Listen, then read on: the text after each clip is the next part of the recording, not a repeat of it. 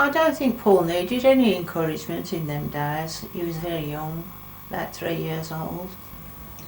He just crawled up onto the piano seat and started to bang on a grand piano that we had then, and it all started from there. I always remember seeing films on TV of people playing the piano, and I thought, oh, that's easy, I can do that. So I used to go up to it and just make this cockphony din. I didn't realise you had to organise the notes later. I got into guitar by accident, mainly because my stepfather played it, and that was like a guiding light in a way. He sort of played it, and I sort of got influenced by it. When he was with Mum at the time, he used to have these Parlophone records, and I was fascinated how shiny they was, you know. I thought, that's good, you know, sort of thing. They used to sing, You Always Hurt the One You Love, and that stuck in my heart and my mind. The really first serious influence I ever had was actually Mike Oldfield. I was working at this shop, it was called Cine Equipments, and I remember this kid, Steve, he used to service projectors and little carousel slide projectors and things like that. And he says, I'm going to bring the tubular bells in tomorrow. And I goes, your tubular what? You know, and he brought it in. He's had this funny like bar-shaped thing on the cover, and it was really weird. I thought, that's horrible, eh? How can you listen to this? And I looked at the back of the sleeve, and you got like Mike Oldfield plays guitar, double speed guitar, and I was so intrigued that this guy could play lots of instruments. I thought, gosh, he must be a genius, you know.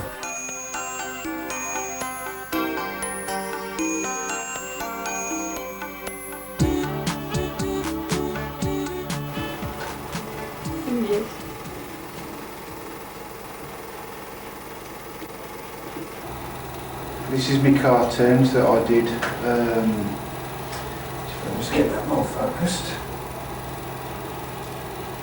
Is that more focused, sir? Can't tell difference. Yeah, that was the Pink Floyd card. I was doing my very first experiments like that. For some reason I was fascinated by movie projectors. I used to go uptown, couldn't afford them. I used to look into the shops and be totally fascinated by the spools and the lenses, the way they'd shine, and like these little editor viewers. And to me, it was like a world of heaven. In fact, one of my mates regarded, he says, you don't know pubs, you know camera shops better than you know the names of pubs.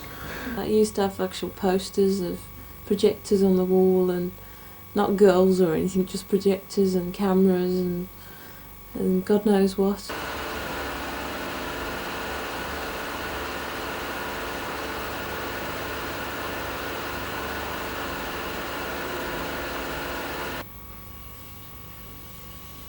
These old things are brilliant, you know. Got carried to this.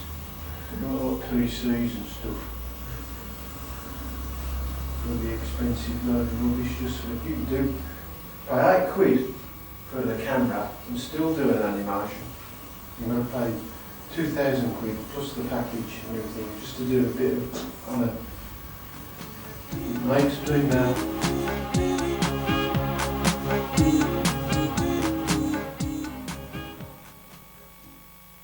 Well, Nose Trousers was actually a name that my sister thought of because like we used to what we'd often do is we used to like bounce silly things off each other, and whatever used to make us laugh we used to say, well, that'll do what we do, we'll get away with that, we'll just sort of perplex everyone, or you'd call it Noah's Trousers, and in a way it's probably got like a religious connection and that. It's called When I Wake Up on 106.8 FM Adlib radio station at 12:56 AM. Enjoy.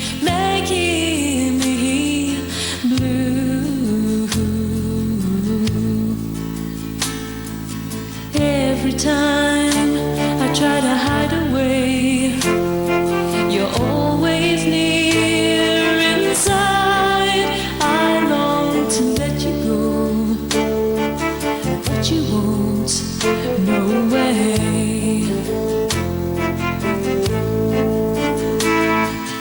I remember your eyes, so bright, you gave me life. So I took on the chores of actually doing the arrangement. I managed to scrape some equipment together, like an Atari ST, which I bought second hand, and I saved like crazy to get myself my own keyboard X5. I had a little Yamaha originally, and it was like the only thing I'd got to actually work the program out. And I had to like wait over a period of years just to get these little bits. Okay, this is a graphic equaliser. This is used to power the parametric here. What's it called? Compressor, right? And I can actually de-ess using this with this, right? This is good for like flattening rogue vocals and rogue steamrollers. This is my effects unit. I can get all my echoes and things like that. This is a Boss delay, it's an effects unit. I like this because like I can sort of squiddle and do all strange effects with this. Over here is a digital Porter Studio. It's got 3-band EQ with mid sweep, and I've got to wait yet before I can get my SCI drive. Basic cassette recorder. Up here is a DAT machine, right? So I can master that, send that off to the DAT CD people for making up things. This is headphones, if you didn't know. Over here we have the humble Atari S2. I love these, even though PCs are taking over. I've got notator program on here, and I'll just flick through some of the things it does. You've got like the edit page, which is the edit page. You've got all sorts of features on here, which I can't think of just at this moment. You know, things like quantise, groove, transpose, delay, velocity, compression, all that, which you can do on your bars and that, which is very clever. There's let me see. If you're using tape-based thingies, you can have like things like synchronisation. This is for things like if you've got Fostex machines, because this one's fairly modern here. It means that this now is out of date or so, but if you've got like a tape, multi-track tape machine, you can, in the Uniter controller. I've got a Synthi box for my other Porter Studio, and that one's a cassette-based machine. Over here, this incidentally is a chair. This is my Korg X5, best piece of investment I ever made. I can create my own sounds. The sounds are really good in it, you know. And I like actually doing, with this Porter Studio, I can do things that some of the professionals can't do. Like I can actually put the combis over, drop these down, add the echoes as I go, and things like that, and the effects. So there are some advantages in doing things this way.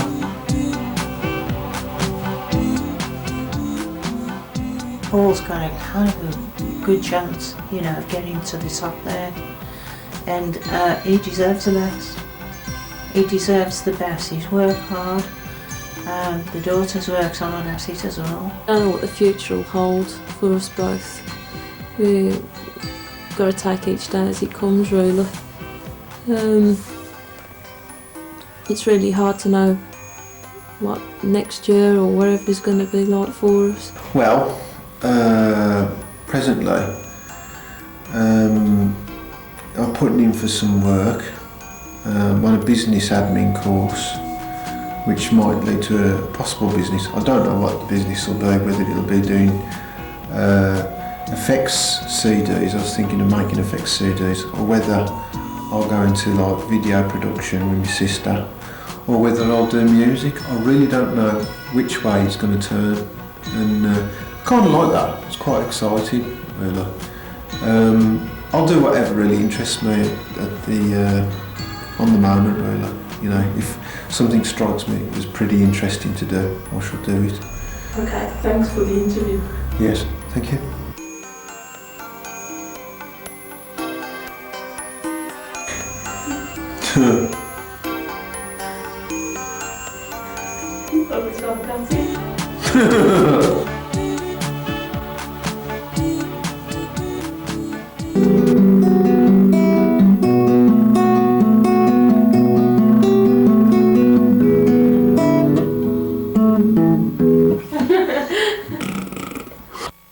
Particularly, if you want to be a train spotter and rock, do it.